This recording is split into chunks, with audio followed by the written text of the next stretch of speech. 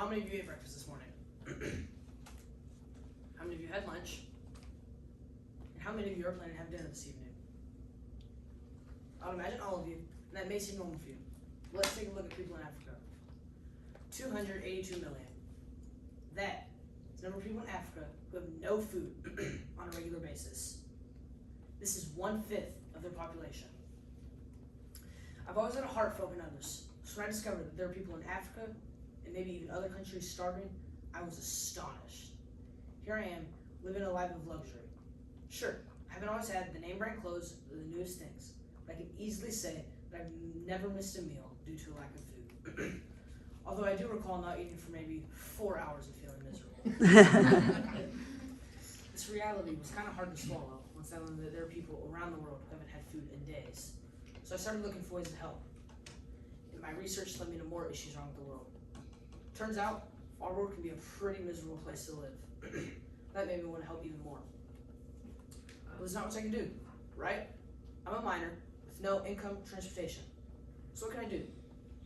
Turns out, there's a lot I can do. I started doing service projects through my church.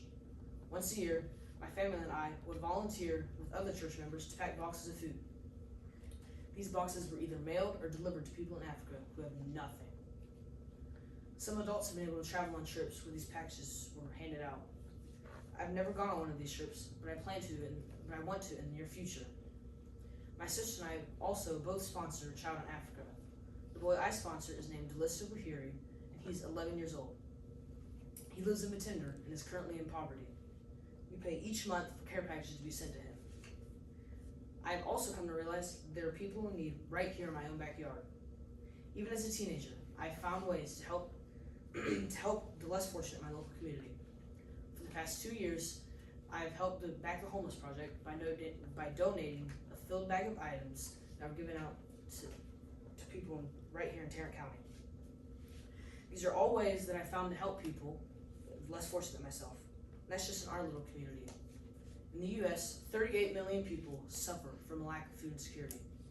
And of those 38 million, 4 million live in Texas. Mahatma Gandhi said, the best way to find yourself is to lose yourself in the service of others. This quote really speaks to me as I plan more ways that I can help others.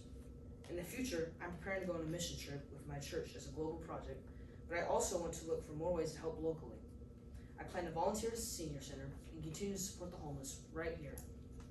And that's only the beginning. There's a lot I can do, but I can't do it all.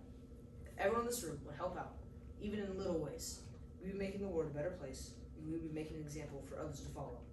Volunteering your time, money, or energy to help doesn't just make the world better, it makes you better.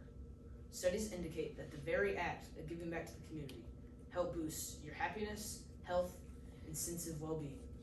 I would like to leave you with yet another quote by Gandhi. Be the change you wish to see in the world. Let these inspiring words remind us daily that each of us have the power to make a difference. What we do today can make a lasting impact.